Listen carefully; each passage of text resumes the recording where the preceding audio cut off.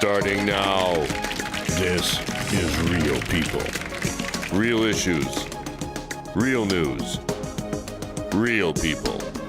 I'm Stephanie Allensworth, and this is Real People. This is Real People. Hi, welcome to the show. I'm here today with Lydia Marie, the founder of the One Love, One Mission movement. Welcome to the show, Lydia, and thanks so much for being here. Thank you so much for inviting me, Steph. It's a pleasure. Very happy to have you. So tell us a little bit about your One Love, One Mission movement. One Love, One Mission movement is a grassroots movement that I founded back in 2011. Kevin King later came in as co-founder with me, and we just decided to find different ways to help out the homeless population here in Minneapolis, first and foremost, because it's home, but then also whenever we would go to do film projects out of town, we would always do the mission wherever we went, and just kind of grew and grew and grew, and now it's something wonderful that a lot of people are stepping up and helping us out with. Yeah, I think that's wonderful. You actually go around and seek out people in need and give them, what do you give them? Depends on what the need is and what the day is. Yeah, we seek them out because so many people can't get to a shelter or, quite frankly, don't like the shelters for various reasons, or the shelters are full, you know, as you can imagine. And so we go seek them out, and we've recently started up a partnership with the House of Charity where we go out sometimes with some of their overflow donations and go out into the streets and share those emergency kits, for example. They gave us wonderful hygiene kits that had hand warmers and warm socks, and I think they had gloves, toothpaste, you know, just the kind of things that you would need in a normal day, any normal person would need. And we went and passed them out to as many people as we could find, and they're just so grateful. You know, it's an awesome feeling. But I mean, we've passed out everything from sandwiches, water, clothing is a big one for us in wintertime, sleeping bags, blankets, warm coats, hats, hot meals if we can, just whatever we can get our hands on. And a little money. Yeah, we do that too. If we have a surplus of money, we always like to give them a little bit of money because then they can buy bus tokens, and sometimes that's the only warm place that they get to sleep for the night, is to ride the train all night. And they let you stay on the train, I believe, until like, is it 4 a.m. or 6 a.m. or something, so at least they're safe and they're warm with that token. Wow, I didn't know that. That's amazing. Yeah. Wow. So now you're also have a band going, and you're Artists That Rock? Yeah, so the name of the band is The Untouchables. Right. And we started doing that last year, about a year and a half now, right around the time that Prince, the whole Prince fundraiser thing happened here, and it was supposed to be at US Bank Stadium, and then they ended up doing it out at Excel. So we had some events planned at the same time, just to kind of honor him and invite some of the musicians in town to come jam, and that turned into a great thing. Everybody had a great time. And so I said, you know, we need to come up with something that's reoccurring, and find a way to kind of segue that into the work that we're doing for the homeless, and that's how Artists Who Rock was born. I had invited a couple of my celebrity friends to come jump on the stage, and Andre Simone came out and jumped on there, and, well, you've been there, and you're a celebrity. You've came and supported. Don Powell came and supported. George Pettis came and supported.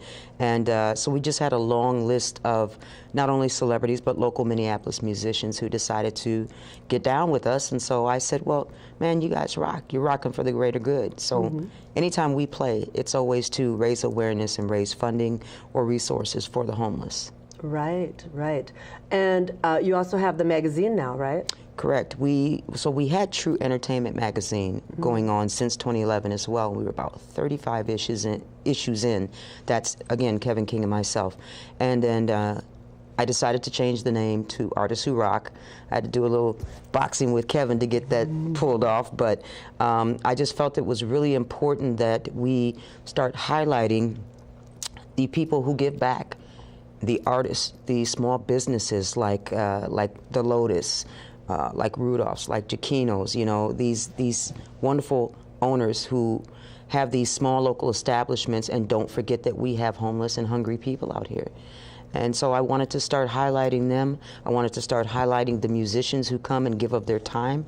We've got some wonderful band members. Now, it took a long time for me to get a solid band, but I finally have a solid band, and I'm very grateful to them. It consists of some players who've been here forever. They're very seasoned, but it also consists of some of the brilliant ones that are coming up in the industry. So if you don't mind, I'll name them off. Is it okay? Yeah. So Jonathan Ross on guitar, Brian Lind on guitar, Ed Norman on keyboards. Come on, don't stop here, Lydia. Washington. Now I forgot his first name already. Well, blame it on this right here, not the heart. His last name is Washington. He's a great drummer. DeMonica Fly, who's been singing here for a long time, is singing with Tony Washington. That's his name. DeMonica Fly is going to come in and do some songs with us.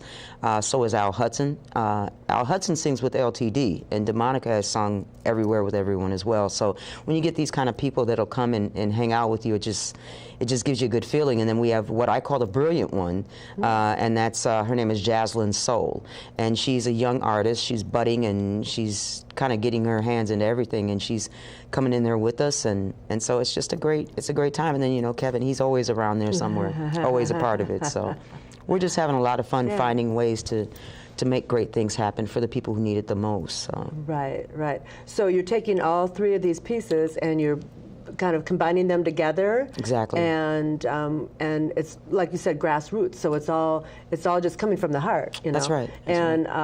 I think it's an absolutely wonderful, brilliant thing that you're doing. So tell us what's going on now. Where are you playing next? And you know, if people want to come see you, is there a website? And you know, we'll just kind of get to that right away, and then we can just chat some more. Okay, sure. Well, you can find us on Facebook. We've got several pages, but I'd say that the best one to go to is Artists Who Rock. All of our events are always posted under multiple sites, so you can either go to the One Love, One Mission movement on Facebook, or you can go to Artists Who Rock on Facebook, or you can go to The Untouchables on Facebook, or you can go to Lydia Marie on Facebook, and or you can go to Friends Who Love, One Mission movement, and you're gonna find everything that we're doing. Coming up March 31st, we'll be at the Spring Street Tavern, which is in Northeast Minneapolis. Nice little quiet neighborhood place, but they've got a very intimate setting there that we like to kind of just warm up in, so we're going to be doing something there. Is it in the basement there? It is in the basement, yep, and it is open to the general public. There's a cost of admission, and it's $7, and it's basically dance and music all night. And if you bring in a personal hygiene item to donate, then there's $2 off admission. And we just have a good time and party, and you never know what musician might show up if they're in town and hop on stage with us. And this will be unique. It'll be the first time we'll be talking about some of my upcoming film projects. And so that's some very cool stuff going on with that, and I can talk to you about that whenever you want. But you can just talk about it now if you want. A little bit, we can, yeah. And so we're giving, we're trying to make everything in Minneapolis gel together, and then kind of swerve it all around so that it focuses on the one thing that we're always looking to do first is help those in need. And so every creative endeavor that we do is for that purpose. Any funding that comes about, anything that comes about is in order to, I believe that we can end homelessness. I believe it. It's been done, and I believe it can be done. And I want to start right here. And so I'll not stop. We'll just keep on doing it. And the other cool thing coming up after that is we're doing the House of Charity. I'm totally excited about both of these gigs, but this will be the first time that we've actually performed for the homeless. We'll be performing for the residents at the House of Charity in a private party for them. And there'll be select persons that I interact with in the homeless community who will be invited, and then there'll be a select number of tickets left over for the general public to attend. And so we're doing that in cooperation with each other, and we'll do the press release, and it's just a party just for them to just kind of hang out, dance, jam, and let them have a special day. Nice. And so I'm really excited about that too. It'll be that gig is on April 20th, which is one day before the anniversary of Prince's death. So, Yeah, it's still a tough subject around here, and for most of us who know him, it'll... Yeah, been a year already. That's crazy. Time flies, yeah. And so people are starting to come here from all around the world, and we want to give them the opportunity to not only participate in those great events that are happening. You have dance parties everywhere, and you have the Prince tribute show bands doing Prince music and stuff. Well, we want people to also come and have the opportunity to give back. And so whenever you come to an Untouchables event or an Artists Who Rock event, you're always giving back to the homeless community here, and we just believe that's the best possible tribute that we could pay to him ourselves. So let's go way back. What started you down this path of music and helping the homeless? Wow. Okay, so music, music for me, yeah, you got me.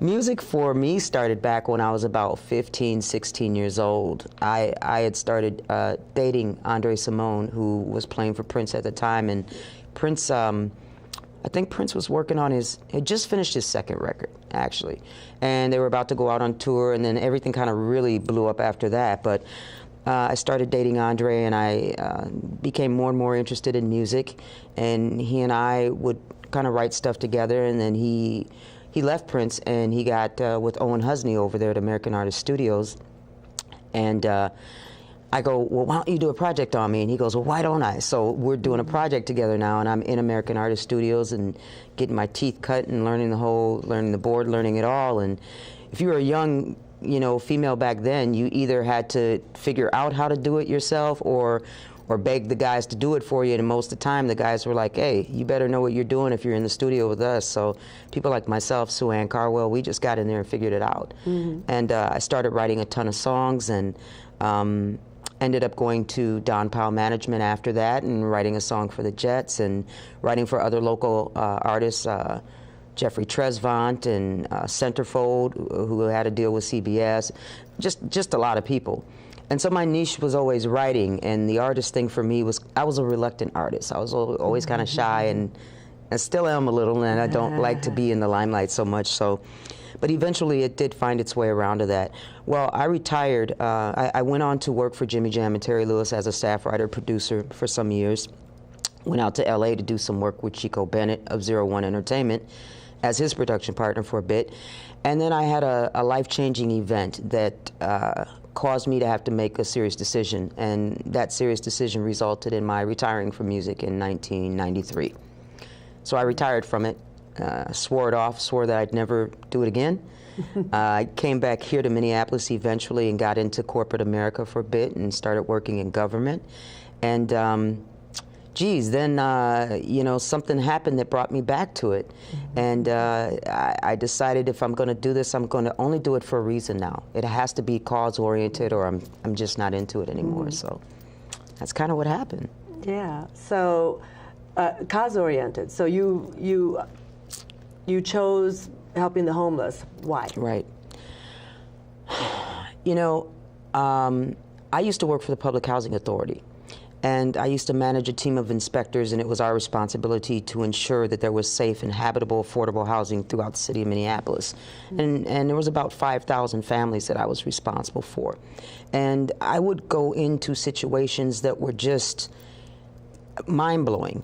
And I couldn't believe what I was seeing and what I was hearing, and just how I could live such a good life myself and go home to my suburban house and then get up and go to work the next day and see how many people were suffering. And on my way to work, or to many of the areas which quite frankly are downtown that participate in the Section 8 program, I would pass Mary's Place, and I would pass the Salvation Army. I would pass the Greyhound bus station, and I would see the many, many people just sitting out there with shopping carts, grocery carts, with all of their belongings, everything that they own in life on their back, and my heart would break, and I'd always stop and give them a few dollars if I had it, but that was never, it wasn't enough. It never felt like enough.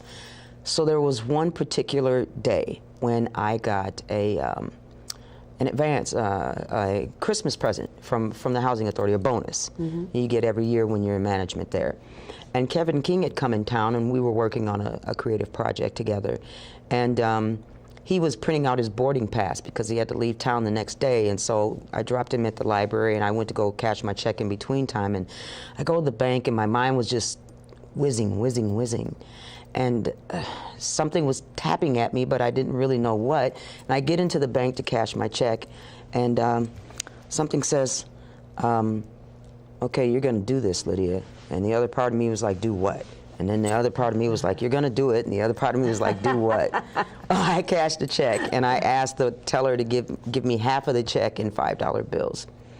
And the check was about $600 or something. It wasn't a lot, but I took half of it, $300. And the other part of me was like, don't you mean 10%? And this part was like, no, I mean half. And so I took half of that check, and I said, can I have it in $5 bills? And she's like, oh, no problem. She starts bringing out these stacks.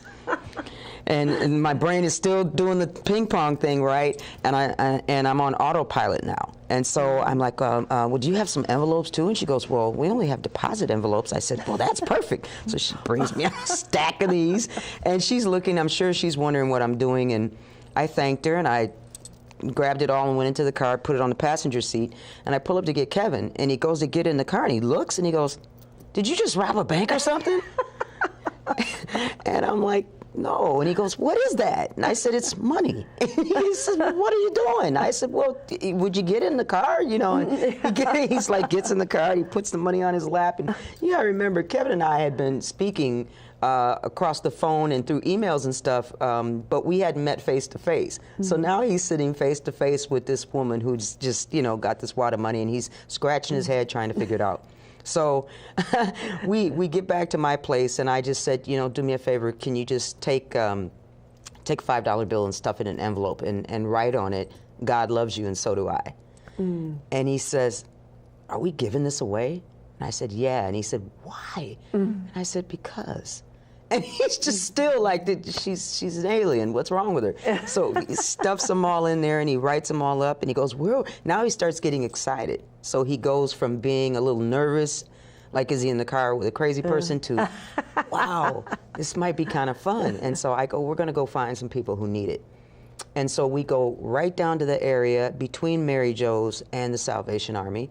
And there's a couple guys outside. And I still love these two pictures. They're on Facebook now. There's a couple guys outside. Kevin goes, well, what do we do? And I said, we're going to pull up, and you're going to say, you're going to roll down the window, and you're going to say, hey, do you guys need some help? He said, really? That's all I do? I said, that's all you do. So we pull up, and sure enough, he rolls down the window, and he goes, you guys need some help? And they go, well, yeah. And they kind of look like, who are you? Are you undercover? What, you know? Right. Well, anyway, we end up passing out all of those envelopes. We had just enough for all the people that came, because once we passed out a few, somebody went inside and said, hey, somebody's out there giving out money. And then everybody flooded us outside. Right. And we had just enough for everybody that came out. There was one final person that came, and we had just run out. And he goes, oh, man, I just heard about it. And I said, oh, gosh, I'm sorry, we just ran out. And Kevin goes, wait, hold on. He goes in his wallet. He pulls out a $10 bill. It was all he had. And he goes, you got the most money out of everybody, and hands it to the guy. And that was the best feeling ever. And that's when I knew that we had to do something special. So that was the seed. That was the seed. Yeah. And then we started filming the journey. We started filming it, and that was really the thing that made us know that this is just something that we have to do. So I came up with a concept that I still want to do for a documentary called From Inside Out with Lydia Marie. And it's to travel first the Twin Cities area, but then branching out into the Midwest, and then branching out into other areas, and take people inside the lives of the homeless. And because you can't understand it until you do it. And I've done a series of videos. We've probably done 100 by now, but I love doing it live because my friends appreciate getting to know the homeless and getting to know their stories, so that we can deal with all the falsehoods about homelessness, because people's beliefs about that are, some of it's true, but a greater percentage of it, at least in my experience, is not true. Right. And so I love dispelling those myths and showing people what it really is like, and giving them a voice, most importantly. So what are some of the myths? Dispel a few for us. Okay, well, one of the most common is that, they're all lazy people who don't want to work, and they're just out here scamming They're just out here, you know, trying to run scams and get free money, and they make more money than an average person working a day job. Some of the others are that they're all losers who are just going to go buy, you know, drugs and alcohol, and that they just want a free ride. Others are that they're just opportunists, you know. And I got to tell you, I have probably met at least 500 homeless people, if not more, throughout these years that I've been doing, these 7 years that I've been doing this. And I meet the most genuine people, and there's no race, there's no age, homelessness discriminates against no one. We are all one paycheck away from it.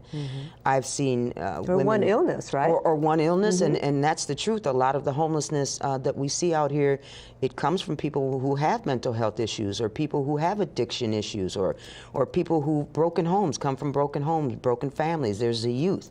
There's the kid who gets kicked out because he's, you know, having problems at home and he doesn't want to be there anymore. There's the kid who's gay, whose parents don't accept him. I mean, you cannot look at a person and tell that they're necessarily homeless. I've met some people that I would never have thought were, who were, one gentleman, I did I think you've seen it, I did a mini doc on it, about an 11-minute one, where he talked to me and told me how he became homeless. And he's an older guy in his 70s, I think, with white hair, and he looks like a hunter or something. He doesn't look like you'd expect him to be homeless on Christmas Day.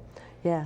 So that's when was that in New Orleans, or was that up That here? was here. That was here. And then we okay. met another guy in New Orleans. We've met people in Jamaica. Well, not we, but some of the people on our team. People in Chicago. We went to do the mission in Springfield, Illinois, a couple years ago, and because there was a church out there that was so moved by what we were doing that they wanted to participate with us for National Homeless Persons Memorial Day. They'd never done it. They're a rural church.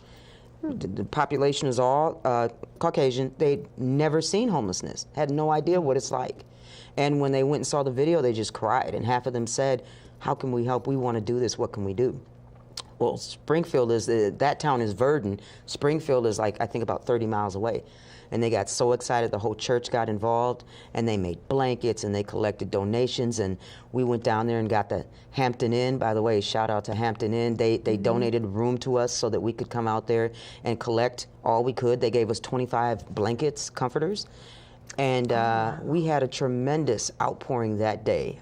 It was just awesome, and again, the footage is all there. People have to see it in action to really understand what they can do. Then we went and did it in L.A., of all places. We did it with my great friend, actor Ernest Thomas there, and got ran down by TMZ. Oh, TMZ ran you down? TMZ ran us down on Hollywood Boulevard, giving out the comforters. And I mean, well, they ran him down. They didn't know who I was. But the beautiful thing about Ernest is that when we were doing it, and again, we got the Renaissance Hotel to donate comforters to us, and wow. And we went out there and we bought food, and we just decided to go pass it out to who we could find, and we met some quite colorful characters, as you can imagine, on Hollywood Boulevard. Did you see the guy with the trumpet? He plays the trumpet, and he's No. in like a sombrero. And No, we saw him in New Orleans. Did you see him? We saw a saxophone guy like that in New Orleans. But no, in Hollywood Boulevard, there are just some pretty broken people there.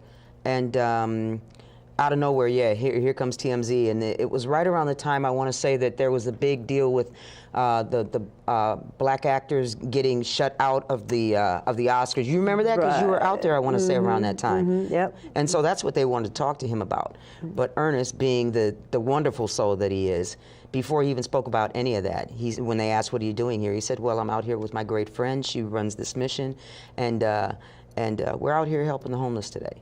Ah. And that was the first thing he talked about us for a good 5 minutes before he even went into what they wanted to talk about. Yeah. So he and also the Sounds of Blackness here are our celebrity sponsors. Chuck D is from Public Enemy has gotten online with us and helped us out, and it's just growing more and more. As I mentioned earlier, Andre Simone has come on board for us. George Pettis, the legendary George Pettis, has gotten involved, and just so many people. I don't want to sit here and try to name because I'll forget, but I'm just really But grateful. there are a lot of people. A lot of involved, people, yeah. and super grateful for Sinbad, the comedian, Cat Glover from Prince's original tour band. Well, not his first one, but I think the Love Sexy tour. Just a lot of people that have just done so much from the heart to help us to get this thing done. Oh, so fantastic. It is. Absolutely. So where do you go from here? Well, we're going to keep on raising awareness, first of all, and we select a homeless person each month to try to do something special for, like to help them get in their own apartment. Oh, that's fantastic. It is. It's a huge endeavor because the catch-22 with some of the shelters, I won't say all, but some of them, is that once you start working, you have to start paying rent. So as you start paying rent, now you can't really save money because you're paying rent there, so you can't save for an apartment, you can't save for a deposit, and it becomes a catch-22. So Brian Lind, who's our managing editor over at the magazine, says, there's a guy that I work with, and he told me that what would really help them out is a deposit, is someone that could help them with a deposit, which we know a lot of churches and organizations do this. So I decided, well, we're going to pick one person each month to celebrate the fact that they've made it through their journey. So now, yes, they've been homeless, but now they're coming out, and we're going to help them, and this is how we're going to do it. And we're going to try to collect as much money as we can to come up with a $500 deposit, or as much of that as we can, and write that check to the landlord of their choice, and they might have to come up with 100 or get some more from somewhere else, but it's just a goal that we have to help them make that step towards self-sufficiency. The biggest thing is that I'm seeking to do I don't know if it's going to be a Kickstarter or a GoFundMe. I need to find some seed money or a producer that will help me to film the journey, because that's where the change begins, Stephanie, I believe. People see it. You can't see it and not be touched. Right. You can't. Right. Oh, wow. Well, we are actually running out of time, but I just want to give you one more chance to say, the names of your organizations and just throw out the websites again, and then we got to wrap it up. All right, sure. Well, we're at www.oneloveonemissionmovement.org. It's always the number one. So www.oneloveonemissionmovement.org. We are also on Facebook as oneloveonemissionmovement.org. You can find Artists Who Rock at Artists Who Rock Magazine on Facebook. Working on revamping the website for that now.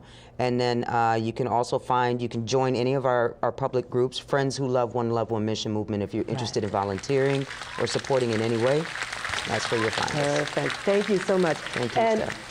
I'm Stephanie Allensworth, and this is Real People, and I so much enjoyed talking with you today. I did too. We're going to do this again. We're going to have you here. I love it. Yeah. Thanks, Steph. You're awesome. Thank you. God bless you for what you're doing. Bless you back.